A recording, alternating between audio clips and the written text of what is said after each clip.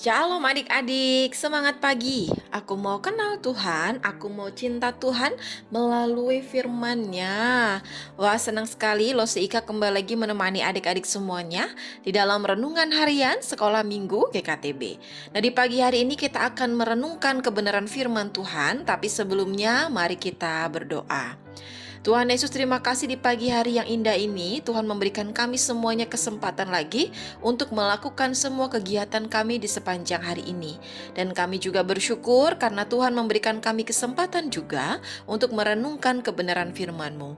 Kami berdoa kiranya Tuhan menolong kami supaya kami boleh sungguh-sungguh mengerti akan firman Tuhan dan kami juga melakukannya di dalam kehidupan kami sepanjang hari ini. Dalam nama Tuhan Yesus Kristus kami sudah berdoa. Amin. Nah, adik-adik, di pagi hari ini kita masih mau melanjutkan merenungkan kebenaran firman Tuhan di dalam kitab 2 Samuel pasalnya yang ke-14 ayat yang pertama sampai ayat yang ke-33. Tetapi secara khusus kita mau merenungkan di dalam ayatnya yang ke-19. Demikianlah firman Tuhan. Kemudian bertanyalah raja, "Adakah Yoab campur tangan dengan engkau dalam semuanya ini?"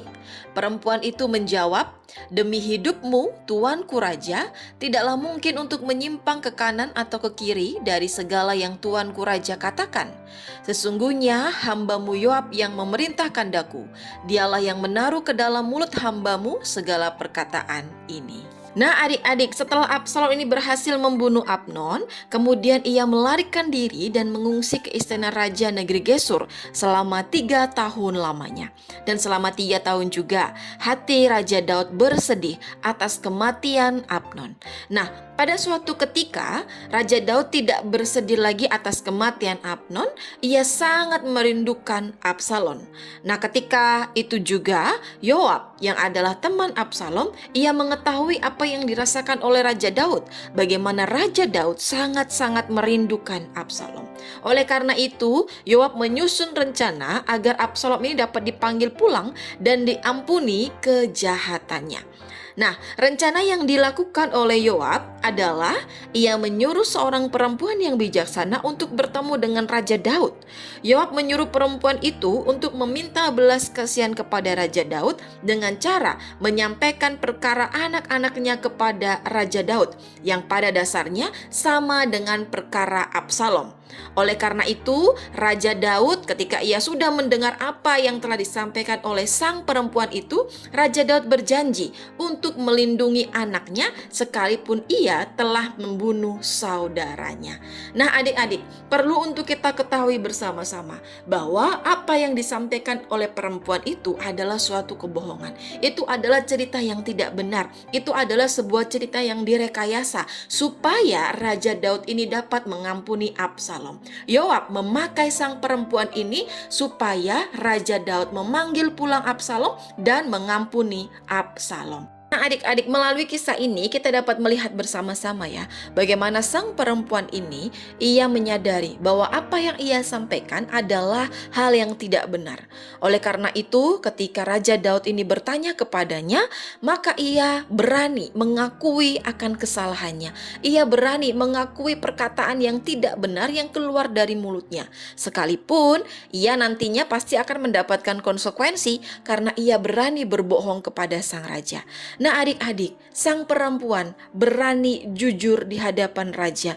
Ia berani menyatakan kebenaran bahwa ia disuruh oleh Yoab pada saat itu. Nah, oleh sebab itu, apa yang menjadi pelajaran bagi kita semuanya?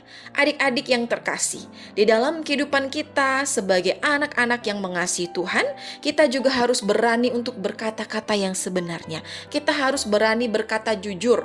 Kita harus berani menyampaikan apa yang sebenarnya terjadi. Tidak ada yang namanya berbohong untuk kebaikan. Tidak ada yang namanya berbohong sedikit-sedikit. Tidak ada. Yang namanya berbohong, yang namanya berkata-kata yang tidak benar, itu adalah dosa.